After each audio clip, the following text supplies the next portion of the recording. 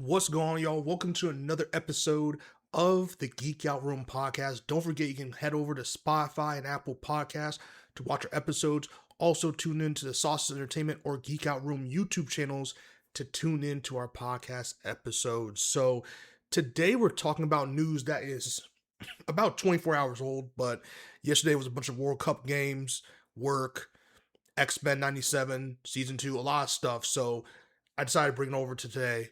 But nonetheless, we're going to talk about it. Let's get into this. Sony has officially given physical media an expiration date, and that is January 2028.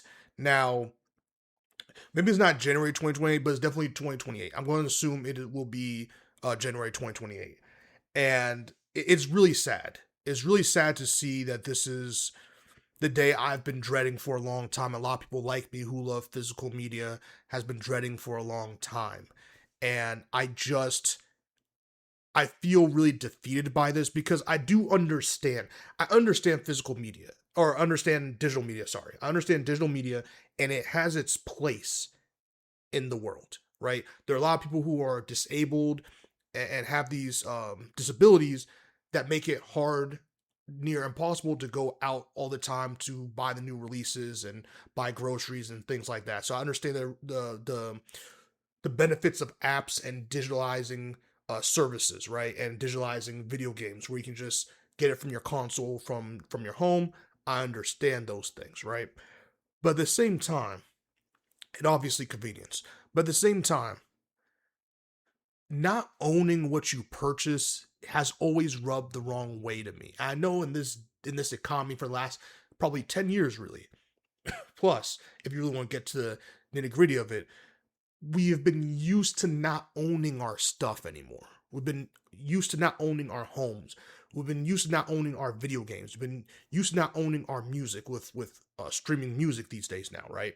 We've been used to not owning the movies that we get. I don't know if I already said it, but movies we get like from purchasing and video on demand and stuff like that on the rise, and of course through consoles and marketplaces, right? But video games to me was the last hope because there are collectors. There's legitimate collectors of physical video games. And not only that, it's just really dope to just slide the disc in to your disc drive, hear it turning, playing your game, right? And I'm not talking about how it's been since like halfway through the PS4 where it's basically a download code on your disc. I mean when you had a disc, the PS2 days where you legitimately had all the stuff you needed on your disc to the point where people to this day who have the ability to play PS2 right games can do so still. That won't be the same as like, hey, you have a PS3, let's say that was digital. Well, now they're turning down the service, it's gone, right? And it's really sad. And the PS6 now on like very certainly is going to be a digital only console. Xbox/Microsoft has also said that their future console will also be digital only and they're all going away from the physical media space. And again, digital purchases for video games account for at least 70% of video game purchases. So understand from the analytical standpoint of where Sony is coming from, right? But at the same time, this idea and pushing this idea that you don't deserve to own anything you purchase is BS. It's wrong and it destroys what makes the gaming community special. What makes gaming part of what makes gaming special for gamers around the world is owning these video games. It's passing these games down to your little cousins, your children, your siblings, right? I have older siblings. If it wasn't for my older siblings, I would never have gotten passed down Mario 64. I would have never got passed down GTA San Andreas. So many different games that I've played and that are a huge part of my childhood or my upbringing when it comes to the gaming side or gaming aspect of my life is from these games getting passed down from my older siblings and that I can pass down to my kids and they can pass down to their kids, right? And that's the beauty of video game. That's the beauty of physical media, of physical items that you own 100% after you purchase them is that you can do what you want with them and you can pass them down. And that is more common than you think. Maybe not in this age where everything's digitalized and you have your digital libraries, everything is so individualistic instead of a community focused endeavor, and that really sucks. It really sucks to see how we've given into this, to the individual of everything instead of the love and respect of community. And that's what makes things fun. That's what makes gaming fun, is the community aspect of all this stuff. That's why the idea of live service games has skyrocketed, because of the idea of community, right? Of memes, sharing clips, sharing moments, right? And it just sucks to see it morph into profit driven. Not just corporations, but also streamers and content creators and influencers. They also profit, not from digital media per se, but just from video games in general. So they don't really give a shit. They're like, hey man, like whether it's physical or digital, I do not care. I this is why I do my games, which is fine. I'm not blaming streamers or content creators for the downfall of physical media or for the downfall of lack of ownership in your video games. But I'm just saying that the lack of care, the empathy, it's all gone because people just see dollar signs. People just see dollar signs.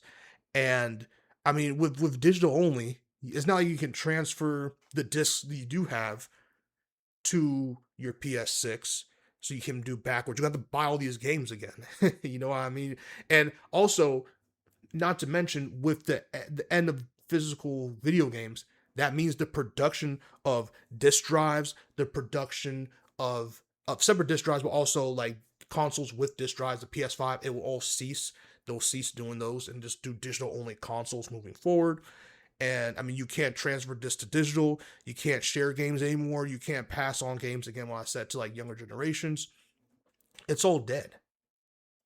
Again, things that people are missing, things that I feel like a lot of, like I've seen a couple videos on this, like what creators are missing, what Sony's missing. Sony's a corporation. They don't really care. They see profits and they're a company for profit. So I understand. I'm going to put them out of the equation for a second. What people online are forgetting, and maybe they didn't experience this as, maybe they had all the money in the world, so they didn't experience this as kids or growing up. So maybe they don't care, or maybe they forgot where they came from. Who knows?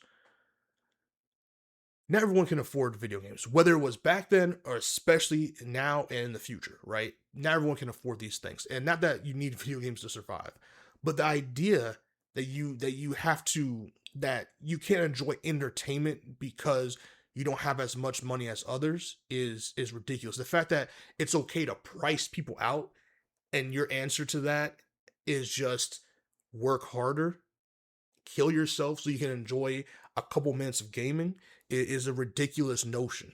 It's a ridiculous notion. My parents were immigrants into this country, worked really, really, really hard, like a story like many others in this country, in the United States, okay, is a very common story. And every Christmas, we couldn't afford video games all the time. Sometimes, obviously they would be like, hey, we can afford this, here, here, here. But the priority was food. It was shelter. It was stuff for school, stuff like that. Great, loved it. Not even complaining. Christmas time though, because my mom is special. My parents are huge Christmas people. They love Christmas. So Christmas is all out. It's, hey, we Black Friday sales. Hey, there's these bargain bins where these games that came out early in the year, now they're a couple of dollars off. They're like 10, instead of $25 or $10, instead of $30, they're $25. Whatever the case may be, a little bit more affordable. We get our bonus checks, or we get checks we saved up through the year, or whatever. Let's buy it so that Christmas time comes, we have presents for the kids, meaning me and my brother, me and my siblings, and we're able to, me and my brother are the gamers in the family, and we're able to play games. And we got some games. And my dad also, at one point, this is a store that doesn't exist anymore, but it used to be a store, pretty much Best Buy. It was called Circuit City, and that's where my dad used to work. And that's how I got my first ever PS2, because obviously discounts and stuff like that, as an employee. And he's a supervisor. I forgot where I don't know if he ever became like store manager, but he was definitely a high ranking supervisor at the store. And that's how I got my first PS2. That's how I got my first GameCube. Yeah, my first GameCube. No, my first GameCube, I think he was working at Intel or something. But he was during Circuit City. It was definitely the time I got my PS2. And yeah, no, it was the PS2. It was because I was in Jersey at the time. So he bought me my first PS2. He bought me my first GameCube, and bought my brother his first Xbox. The original Xbox came out, and that's how we got our games, our consoles, because we got on discount because he happened to work for obviously a big box retailer. And I say all that to say that gaming means so much to me. It means so much to other people. It's this common story. And with this lack, and we owned all those things. We still have those consoles, still have the controllers. Like, we own these things. We own the games that came with them. And the fact that we're moving away from that is really unfortunate. It's really scary. It really sucks. And the whole point, really, for at least for Sony and these gaming companies, for not making the digital version of games cheaper than the physical copy of these games, was because they didn't want to screw over their retail partnerships. They didn't want to screw over Walmart, Target, Best Buy, Circuit City, FYE Electronics, you name it, whatever store doesn't exist, or Toys R Us, whatever store doesn't exist, Kmart, all these stores. They didn't want to screw these stores over. So they're like, hey, obviously digital gaming wasn't a thing during Kmart and stuff like that. But you understand what I mean? Like, this, if it did exist during that time, how it is now, it would still be the same reasoning, is what I'm trying to say. It would be, hey, we don't want to screw them over because we make it cheaper digitally. Why would they go to these big box retailers and buy it physically? Okay, well, now you're eliminating that completely. You're eliminating video games from stores physically forever, right? In 2 years. So what is the point now? What is now what? What is your reasoning for making a game full price digitally to 80, 90, 100 plus dollars? What are we doing here? What are we doing here? Also, again, making games affordable.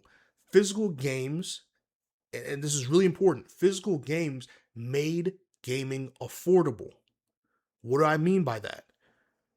You can go to a GameStop, you can go to a Walmart, you can go to a Target or whatever, and find games discounted because they're a couple years old and they want them out of the store, and they're cheaper because a sequel has already came out, or the next generation console or whatever came out. There's like many reasons why physical games not depreciate in value per se, but like get cheaper and more affordable for people to go get. Some games, not everyone has the money to buy the game right then and there.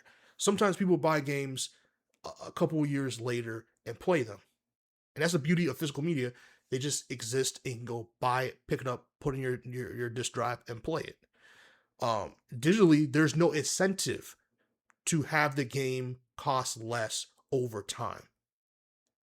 There is no incentive. The incentive now, right now, you may be saying, well, it is cheaper. The incentive to make it cheaper right now digitally is because there is a physical copy, or plenty of physical copies floating out there that are like $20, $30 cheaper than the original full price. So why would people buy it in your digital library when they can go get it physically for $10 instead of the full 60, $70? That's the incentive right now. 2028, when things are fully digital, that incentive is gone. And none of these companies have done a single thing to benefit the gaming community or people at large at all to even think or to even believe that they would somehow try to find a way to emulate the benefits of physical media through digitally their marketplace. Because guess what? If it's not, it may not be cheaper at Target, but Walmart or GameStop's running a deal, buy two get one or whatever. Cool. I've never seen a buy two get one digital copies. I've never seen it. I could be wrong. I've never seen it. I've never seen that before. All right. Affordability means so much to gamers. There's so many ways to get physical media cheaper. And that was a huge reason or a huge way that people could afford their games. is through physical media, is through these bargain bins, is through these buy two get one, these buy one get one 50% off. All these things don't exist for digital goods, because what is the incentive for doing so? Also, you will not be able to get your video game anywhere else besides the Sony marketplace. Does that not seem like monopoly to you? You can't buy a digital copy. Let's just say Rockstar's like, hey, Bully 2 is coming out in 2029. Where are you going to get that? You have to go to a marketplace. You have to go to if you have a PlayStation, you can only buy it in the Sony marketplace. If you have an Xbox, it comes out, it releases on Xbox as well. You can only buy it on Xbox marketplace. You can't go to any other place that may have a better deal or anything, or you can't use reward points. There's no reward point system anymore to also have coupons to make games cheaper. You're just at the beck and call of these corporations, and they have zero incentive, zero reason, because they're for profit, to make games more affordable for anybody, for any reason, at any time. Black Friday's already sucked the last couple of years, but that shit's gone. Say goodbye to that. Say goodbye to that. It's over, man. It's over. Like, y'all really want a Christmas, man, where you don't have you y'all want a Christmas that you can't box up, you can't wrap up a video game for your loved one. Bro, that's crazy. That's the kind of world and society y'all want to live in. Y'all want to live in a Christmas where every gift is digitalized. That's crazy to me. That's insane to me. Because even at my age of 30 something, all my siblings are all 30 plus. There's nothing like going Christmas shopping for my loved ones, because I had a good year. I had a good financial year, so I'm able to go get some gifts for my loved ones, friends, family, etc. And I'm able to go buy a couple of physical games and wrap them up and put them under the tree. Do it for my little cousins. Do it for the nieces and nephews. There's nothing like that, because the joy of them opening that stuff up gives me everything I need. Because that's the type of person I am, and I'm at the age where I love giving gifts to my people, bro. I love it. I freaking love it. Like, for my dad's birthday recently, we got him a coffee maker because his old one broke, and he was jumping for joy. 2.5 years ago, 3 years ago, maybe now at this point, we got my dad for his birthday. He loves ping pong, so we bought him. Me and my brother bought him a ping pong table. Like, I get it. Not everyone's loves physical gifts, whatever, but the joy for people who do, many people do, the joy to see them unwrap something, and their eyes light up, and they show that gratitude and appreciation. There's nothing like it. And to take it from gaming is very dangerous and is very ugly, because we already have issues with memory and space, right? We have RAM at ungodly price. I have an 8 terabyte Seagate SSD. All right, that I bought on Black Friday, and now it's quadruple the price. It's quadruple. You can even imagine an 8 terabyte anything right now. You're cooked. And so we have all these memory issues, but you're telling me, and these games are so big in memory. We have to delete all this space and do all these things. And you're telling me you want now everything fully digitalized, where we already don't have enough memory. Unless the PS6 is about to be a 10 terabyte hard drive console for under $1,000, I don't see what we're doing here. Because again, even with the disc in the PS5, again, these are basically download codes on a disc. So it's the same issue. That's why I like the idea of disc. I don't care if you have to give me games with 3 discs in them. Run it. Because that means I can own these discs, and that means I can just pop them in and play them whenever I want, Wi-Fi or not, Sony getting hacked or not. Remember those times that Sony just gets hacked and their system's just down? You can't do nothing. They can't even protect their servers.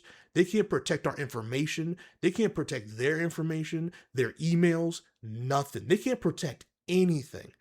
But they want to fully digitize and have full control and mastery over all our information and all our hard-earned items that we paid for. But and just for anyone to get hacked and take it away. And again, this is a theory. This isn't a what if. This is a when. Sony gets hacked every couple years. They do. This is not new news. It didn't happen just once. This is something that happens to Sony. I just don't understand. They have not done anything to provide goodwill. It's just people who are okay with getting bent over and not owning a single item, and they don't care. And that's fine. Do what you gotta do. And it may be a losing battle. And some of y'all, again, really forgot where you came from and how hard your parents worked for anything you have. I don't care how much money you're making now. The sacrifices that the people before you made so that you can sit here comfortable in your chair with your 4K camera setup and sit here and dare tell people that they're broke because they don't want to pay $100 for GTA 6, you are garbage. You are honestly a garbage human being. You're a garbage human being that either doesn't give a shit about what your parents had to do to afford your entertainment as a kid, or you took it completely for granted and you don't care about the person behind you. And that's the case now. Again, individualism. People do not care. They have zero empathy and they have a short-term memory. But let you get screwed over. Let you get screwed over by something. Then it's woe is me. Then it's, hey, why does no one care? They don't care because you set the example of lack of care and empathy for others. And that's the kind of fan base you developed and you want. And now they're just repeating that behavior back to you. They're a mirror of who you are. That's what this is. And it really sucks. It really sucks that we have people who have platforms and voices who do not care about the little guy. Who do not care about people who work really, really, really hard and just want a couple of minutes a day or a week of escape. And I understand about forgetting things when you're a kid and forgetting how hard your parents work sometimes. It just happens. But to completely abandon that, to completely give in to companies constantly playing in your face like you're a dumbass, couldn't be me. And it sucks. It sucks to see people who don't want to speak up because they don't want to ruin some future potential partnership or some care boxes, some PR care boxes for GTA 6 or something. I don't know, man. It's disgusting.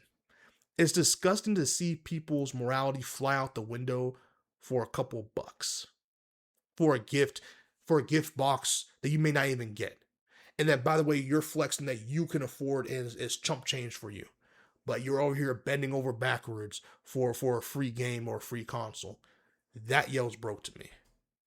And not just monetary broke, values broken.